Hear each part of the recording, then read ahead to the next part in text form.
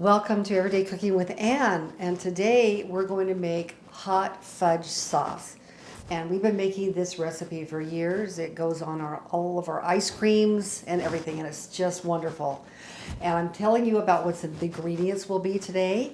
We're going to be, and these are so simple, which is so great. You're just going to do sugar, that's 2 cups of that. We have 4 ounces, and this is a 4-ounce package, so it works out perfectly, of unsweetened chocolate. That's right here.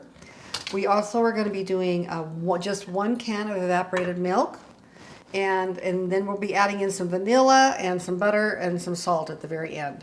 But let me show you how to make this because it's so simple. We're going to go ahead and pour in our sugar. We're going to turn our heat on high. And you want to have a bigger saucepan like I have here because it will bubble up when it's starting to form. So we're going to add 1 can, that's I think about 1 2/3 cups I think is what it is, but 1 can of Carnation evaporated milk. You want to get top quality brand, it really does make a difference. So I'm going to add this into our sugar mixture. I'm going to stir this up a little bit. And I'm going to bring this to a boil. Once it comes to a boil, you want to turn it down a little bit. I'll show you that in just a minute. It actually looks a little bit caramely today. It turns to a boil, and I'll show you what that looks like in a minute when it starts bubbling up. And you're going to want to boil for 1 minute. So I'll be back in a minute to show you when it's ready and boiling. I've been stirring this constantly for a couple minutes. And you can see it's just starting to boil up here. And once it's fully boiling, you see around the edges it's starting to boil up, and it'll get a little bit frothy and boiling up here in just a moment, you'll see. But once it starts boiling, I'm going to go ahead and put the timer on for 1 minute because it needs to boil for 1 minute for hot fudge sauce. If you were making another, okay, so now you see it is boiling up all the way to the top, and now I'm putting it down on low because I don't want it to boil over. So this is why you need a deep pan. You can see this pan was perfect for this. It didn't boil over, but it's still going. So now we're putting this on for a minute. And I've got it on low because it is still boiling and it's all boiling up.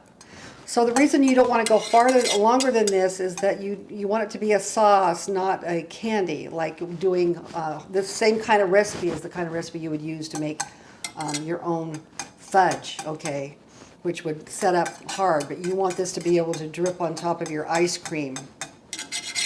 Okay, I'm going to turn it up again a little bit, let it go.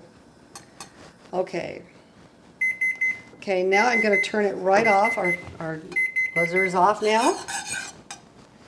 And now I'm going to add my 4 ounces of chocolate. You don't have to worry about breaking it up too much, but I've broken it up a little bit so it's going to be easier to add and melt into your milk and sugar mixture. Now, you might start thinking, I'm going to put this back on low too. Keep it going. Sometimes it looks maybe like it's going to be a little curdled. Just keep stirring the whole time. Now, I have not stopped stirring from the beginning, so you do want to have your ingredients right next to you ready to go through the whole process so that you're not stopping to do anything or to find anything. But this needs to be stirred constantly, and this is melting up nicely. Now, you're looking at this right now and going, it's awfully thin. Trust me, if you left this on the stove for the next 2 hours turned off, it will be a thick sauce. It will thicken up quite quickly. And what's nice about this hot fudge sauce, you can serve this immediately, or you can just leave it on the stove or put it in the refrigerator and then heat it up when you're ready, and it'll turn hot again. You can make it as hot as you want and put it on ice cream. The best thing to have it on is ice cream. You might want to get some of our other ice cream recipes because it would be great to have like 2 or 3 kinds of ice cream to serve at your ice cream party. Especially like a teenager adult party, they would all go for a homemade ice cream and fudge sauce and caramel sauce, and there's many other toppings you can pick too, but these are the 2 that you can make yourself. Okay, you can still see chocolate has completely melted. Now I'm going to turn this off. And I'm going to go ahead and add, this is a 1/4 cup, a half a cube of butter, a half a teaspoon of salt, very important. You want the salt with the sweet to make it really taste good. And you want to put in a teaspoon or more of vanilla, and this is pure vanilla extract. I'm going to add a little bit more because that's what I do. You want to make sure that's what, and that's it. Now we're going to just wait for everything to melt in here, including the butter, and we're going to let it just sit on the stove. And if you were doing a party for ice cream, you could just leave it sitting there and you don't have to refrigerate it at that point. You can refrigerate it later, but you can heat it up on your stove again if you want it to have it a little bit thinner, but it will be nice and thick and ready to serve on your homemade ice cream.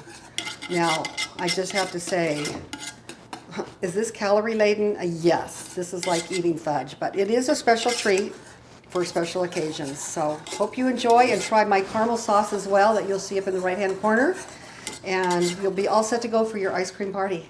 It's still a little soft, but we're going to put some on. You can see the colors in here from all the M&Ms. And we'll do one more scoop, go around the edge because it's harder.